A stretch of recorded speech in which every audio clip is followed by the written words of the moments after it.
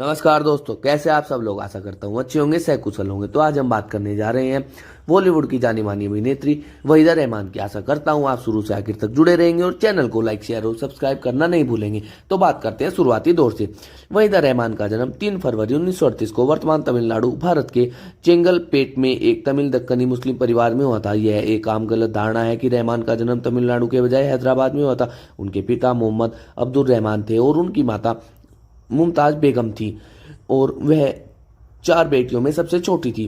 एक बच्चे के रूप में उन्हें और उनकी बहनों को चेन्नई में भरतनाट्यम का प्रशिक्षण दिया गया था। उन्हें विशाखापत्तनम में सेंट जोसेफ कॉन्वेंट में अध्ययन किया और जब उनके पिता तत्कालीन मद्रास प्रेसिडेंसी में वहां तैनात थे। उनके पिता जो एक जिला आयुक्त के रूप में काम करते थे, 1951 में उनकी मृत्यु हो गई जब वह अपनी किशोरावस्था में थी। रहमान का सपना डॉक्टर बनना था, लेकिन अपने परिवार की भावनात्मक और आर्थिक परिस्थितियों के कारण, साथ ही अपनी मां की बीमारी के कारण उसने अपना लक्ष्य छोड़ दिया। अपने परिवार की मदद करने के लिए उसने अपनी लक्ष्य नृत्य क्षमताओं से प्रेरित फिल्मों के प्रस्ताव स्वीकार किए और रहमान ने अपनी फिल्म करियर की शुरुआत तमिल फिल्म अलीबाबा बूम 40 थिरुदरगलुम में एक नर्तकी के रूप में की थी। हालांकि तेलुगु फिल्म रोजुलू मराई 1955 उससे पहले रिलीज हुई थी, जहां उन्होंने फिर से एक नृत्य प्रस्तुति दी। उसी वर्ष उन्होंने जय सिम्हा फिल्म में एनटी रामाराव के साथ मुख्य भूमिका भी निभाई थी और अलीबाबा 40 थिरुदरगलुम में उनकी छोटी सी भूमिका थी। लोक कथा अलीबाबा और 40 चोरों पर आधारित यह रंगीन होने वाली पहली तमिल फिल्म थी और 40 के दशक के मध्य में उन्होंने देवानंद के साथ एक कार्य संबंध स्थापित किया और जिसमें उनके नाम कई सफल फिल्में थी, जिनमें 16वां साल और यह उस समय वह मुश्किल से 20 वर्ष की थी। और अपनी चौथी हिंदी फिल्म में रहमान ने अपनी श्रेष्ठता का परिचय दिया है। गंभीरता की मांग वाले गंभीर दृश्यों में और हल्के फुल्के क्षणों में चमकती शरारती आंखों की हरकतों के माध्यम से। और रहमान के अभिनय ने हिंदी फिल्म निर्माता गुरुदत्त का ध्यान आकर्षित किया, जिन्हें वह अपना गुरु मानती थी। दत्त उन्हें मुंबई ले आए और उन्हें क्राइम थ्रिलर सीआईडी में कामिनी के रूप में कास्ट किया। मधुबाला, नरगिस और मीना कुमारी जैसी तत्कालीन लोकप्रिय अभिनेत्रियों के ट्रेंड सेट के कारण वहीदा को एक मंच नाम का उपयोग करने के लिए कहा गया, यह तर्क देते हुए कि उनका नाम कुछ सेक्सी होना चाहिए, जिसे उन्हें अस्वीकार कर दिया गया और उनका जन्म के नाम के साथ जारी रखा। दत्त ने उन्हें अगली बार हिंदी फिल्मों में उनकी पहली मुख्य भूमिका में ड्रामा प्यासा में लिया, जहां उन्होंने एक वेश्या का किरदार निभाया था। फिल्म व्यावसायिक रूप से सफल रही। उन्होंने दत्त के साथ सहयोग जारी रखा, जिसमें नोयर फिल्म 12 ओक्लॉक, रोमांटिक ड्रामा कागज के फूल और मुस्लिम सामाजिक फिल्म 14वीं का चांद शामिल है, जिनमें से सभी ने उनकी आलोचनात्मक प्रशंसा अर्जित की। और रहमान और दत्त का अंतिम सहयोग रोमांटिक ड्रामा साहिब बीवी और गुलाम था, जिसमें दत्त, मीना कुमारी और रहमान स्वयं सहायक भूमिका में थे। फिल्म एक बड़ी सफलता थी, जिसे भारतीय और अंतर्राष्ट्रीय दोनों आलोचकों द्वारा सराहा गया। इसने रहमान को सर्वश्रेष्ठ सहायक अभिनेत्री की श्रेणी में अपना पहला फिल्म फेयर नामांकन दिलाया था। और दोस्तों, अभिनेत्री ने अगली बार सत्यजीत रे की फिल्म अभिजान 1962 के साथ बंगाली फिल्म निर्माण में कदम रखा। इसके बाद उन्होंने बात एक रात की 1962 में एक हत्या के संदिग्ध की भूमिका निभाई। राखी 1962 में भाई बहन के झगड़े में उलझी लड़की और एक दिल सो अफसाने 1963 में एक बांझ महिला की भूमिका निभाई। एक प्रमुख महिला के रूप में उन्हें हिंदी सिनेमा के कई परिचित चेहरों के साथ काम किया गया, विशेष रूप से इसमें मुझे जीने दो 1962 में, सुनील दत्त, कौन अपना कौन पराया 1963 में, निरूपा रोया और हॉरर फिल्म कोहरा 1964 में, विश्वजीत, ड्रामा मजबूर 1964 के अंत में रहमान हिंदी फिल्मों में तीसरी सबसे अधिक भुगतान पाने वाली अभिनेत्री बन गई।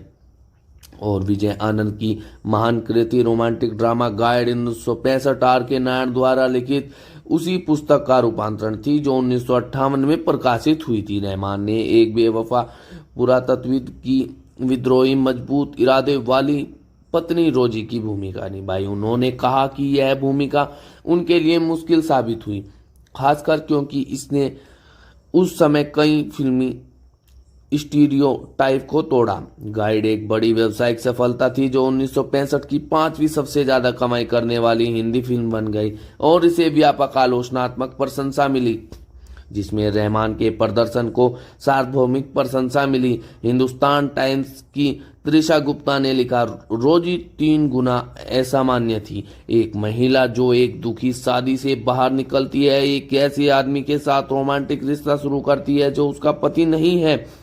अपने प्रदर्शन के लिए रहमान ने सर्वश्रेष्ठ अभिनेत्री के लिए अपना पहला फिल्म फेयर पुरस्कार जीता और गाइड ने सर्वश्रेष्ठ फीचर फिल्म के लिए राष्ट्रीय पुरस्कार और सर्वश्रेष्ठ फिल्म के लिए फिल्म फेयर पुरस्कार जीता। यह ऑस्कर में भारत की आधिकारिक प्रविष्टि बन गई। हालांकि इसे नामांकित नहीं किया गया।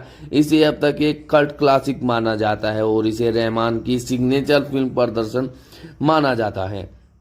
रहमान का करियर शिखर तब जारी रहा जब उन्हें अन्य सुस्थापित सुपरस्टारों जैसे दिलीप कुमार, राजेंद्र कुमार, राज कपूर और राजेश खन्ना के साथ जोड़ा गया। 1960 के दशक के उत्तरार्ध में उनकी सबसे प्रशंसित फिल्मों में तीसरी कसम 1966 शामिल है, जिसने सर्वश्रेष्ठ फीचर फिल्म के लिए राष्ट्रीय फिल्म पुरस्कार जीता। राम और श्याम 1967, नीलकमल 1968 और खामोशी 1969 अंतिम 3 फिल्मों ने रहमान को सर्वश्रेष्ठ अभिनेत्री के लिए फिल्म फेयर पुरस्कार के लिए लगातार नामांकन दिलाया, जिससे उन्हें नीलकमल के लिए दूसरा पुरस्कार मिला। राजेश खन्ना और धर्मेंद्र के साथ अभिनीत खामोशी में उनकी अत्यधिक प्रशंसा भूमिका में उन्होंने एक नर्स की भूमिका निभाई है जो एक मरीज के प्यार में पड़ने के बाद मानसिक रूप से पागल हो जाती है। 1960 के दशक के अंत में 1964 से 1969 तक रहमान ने हिंदी फिल्मों में दूसरे नंबर की सबसे ज्यादा कमाई करने वाली अभिनेत्री बनकर एक नया रिकॉर्ड बनाया। वह खुद बताती है, 16 साल के लिए एक फ्रीलांसर के रूप में मेरी पहली फिल्म मुझे 30,000 रुपये मिले। मेरे करियर में अब तक सबसे ज्यादा कमाई एक फिल्म के लिए 7 लाख रुपए थी। फिल्म रेशमा और शेरा 1971 में मुख्य भूमिका के लिए रहमान ने सर्वश्रेष्ठ अभिनेत्री का राष्ट्रीय फिल्म पुरस्कार जीता, जो भारत में सर्वश्रेष्ठ अभिनेत्री के लिए अकादमी पुरस्कार के समकक्ष है। रेशमा और शेरा को 22वें बर्लिन अंतर्राष्ट्रीय फिल्म महोत्सव में गोल्डन बियर के लिए नामांकित किया गया था और इसे भी सर्वश्रेष्ठ विदेशी भाषा फिल्म के लिए भारतीय प्रविष्टि के रूप में चुना गया था। हालांकि फिल्म बॉक्स ऑफिस पर असफल रही और करियर के इस पड़ाव पर रहमान ने मुख्य भूमिकाओं के साथ प्रयोग करना शुरू कर दिया। उन्होंने फागुन 1973 में जया भादुड़ी की मां की भूमिका निभाने का प्रस्ताव स्वीकार कर लिया। 70 के दशक की नई पारी में उनकी सफल फिल्मों में कभी कभी 1976, त्रिशूल 1978, ज्वालामुखी 1980, नसीब 1981, नमकीन 1982, धर्म कांटा 1982, नमक हलाल 1982 शामिल है और कुली 1983, मसाल 1984, चांदनी 1989 और लम्हे 1991। कभी कभी नमकीन, चांदनी और लम्हे ने उन्हें सर्वश्रेष्ठ सहायक अभिनेत्री के फिल्म फेयर पुरस्कार के लिए नामांकित किया। फिल्म विशेषज्ञ राजेश सुब्रमण्यम ने बताया कि नसीब के निर्माण के दौरान शम्मी कपूर की ओर से मनमोहन देसाई ने रहमान से संपर्क किया था। जॉन जानी जनार्दन गाने में कपूर और रहमान हाथ पकड़कर शानदार एंट्री करते हैं। संयोग से यह पहली बार था जब दोनों सितारे स्क्रीन पर एक साथ दिखाई दिए। लम्हे में अपनी उपस्थिति के बाद उन्होंने फिल्म से ब्रेक लेने की घोषणा की और शुरुआत में रहमान को करण जौहर की पारिवारिक ड्रामा कभी खुशी कभी गम 2001 में अपने लगातार सह कलाकार अमिताभ बच्चन की मां की भूमिका निभानी थी। हालांकि कुछ दृश्यों की शूटिंग के बाद नवंबर 2000 में अपने पति की मृत्यु के कारण उन्होंने फिल्म छोड़ दी। इसके बाद उनकी भूमिका अचला सचदेव ने निभाई। हाल के वर्षों में उन्होंने ओम जय जगदीश 2002 और वाटर 2005, 15 पार्क वेन्यू 2005 रंग दे बसंती, 2006 और दिल इज 6 2009 में मां की भूमिका निभाई है, जिनमें से सभी ने उन्हें आलोचनात्मक प्रशंसा अर्जित की है। 2011 में उन्हें भारत सरकार द्वारा पद्म भूषण से सम्मानित किया गया था। 2013 में भारतीय सिनेमा में उनके योगदान के लिए भारतीय फिल्म व्यक्तित्व के लिए शताब्दी पुरस्कार से सम्मानित किया गया था।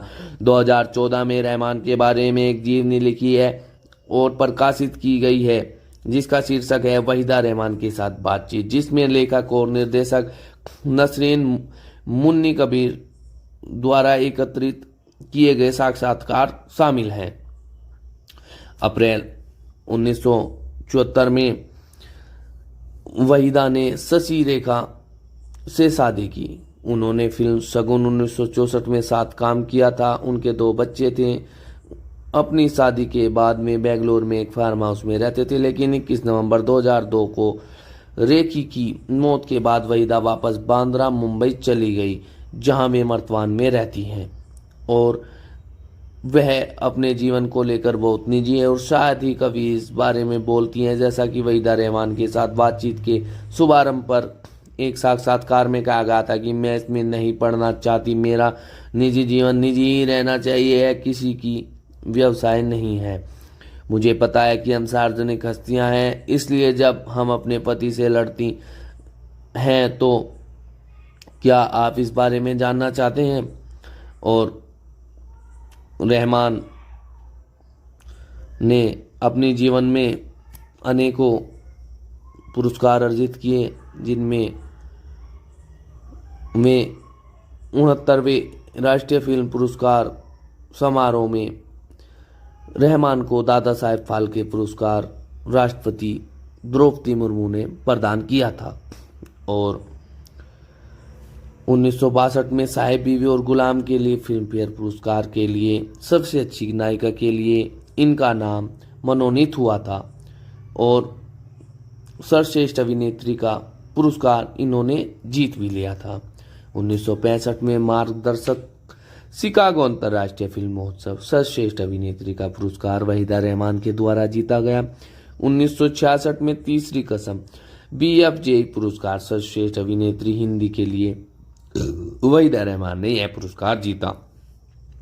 1967 में राम और श्याम के लिए फिल्म फेयर पुरस्कार सर्वश्रेष्ठ अभिनेत्री के लिए मनोनीत और नीलकमल के लिए 1968 में यह पुरस्कार जीत लिया गया। 1970 में खामोशी के लिए फिल्म फेयर सर्वश्रेष्ठ अभिनेत्री का पुरस्कार के लिए मनोनीत और 1971 रेशमा और शेरा के लिए राष्ट्रीय फिल्म पुरस्कार सर्वश्रेष्ठ अभिनेत्री वहीदा रहमान द्वारा जीता गया।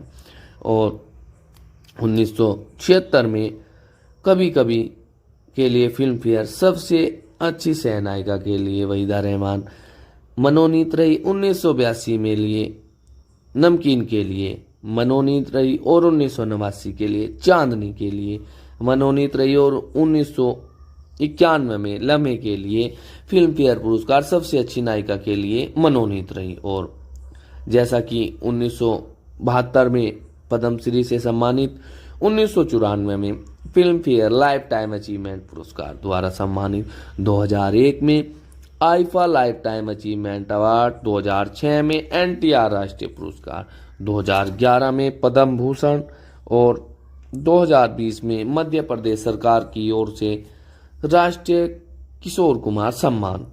और दादा साहेब फाल्के पुरस्कार वर्ष 2021 के लिए सिनेमाई उत्कृष्टता के लिए भारत का सर्वोच्च पुरस्कार, 2023 में 69वें राष्ट्रीय फिल्म पुरस्कार ये प्राप्त कर ही चुकी हैं राष्ट्रपति द्रौपदी मुर्मू से।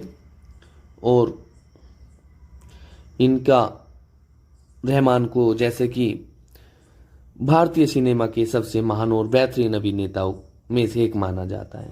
Rediff.com ने उन्हें अपनी बॉलीवुड की सार्वकालिक सर्वश्रेष्ठ अभिनेत्रियों की सूची में रखा है। 2022 में उन्हें आउटलुक इंडिया की 75 सर्वश्रेष्ठ बॉलीवुड अभिनेत्रियों की सूची में रखा गया है। 1960 के दशक में मध्य से लेकर 1970 के दशक की शुरुआत तक की सबसे अधिक भुगतान पाने वाली अभिनेत्रियों में से एक रहमान 1967 और 1968 में बॉक्स ऑफिस इंडिया की शीर्ष अभिनेत्रियों की सूची में दिखाई दी।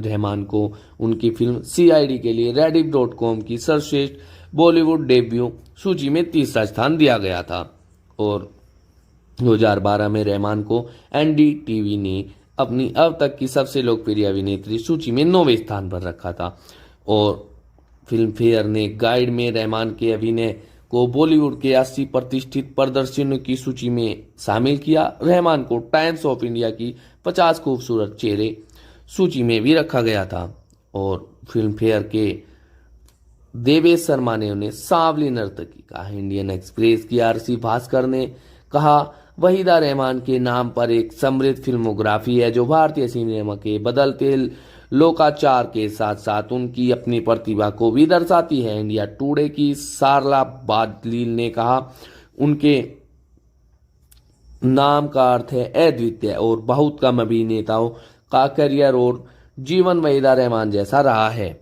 और द टेलीग्राफ के मुकुल केसवान ने गुरुदत्त के साथ उनके काम के बारे में बात की और कहा, वहीदा रहमान हिंदी सिनेमा की सबसे महान अदाकारा है।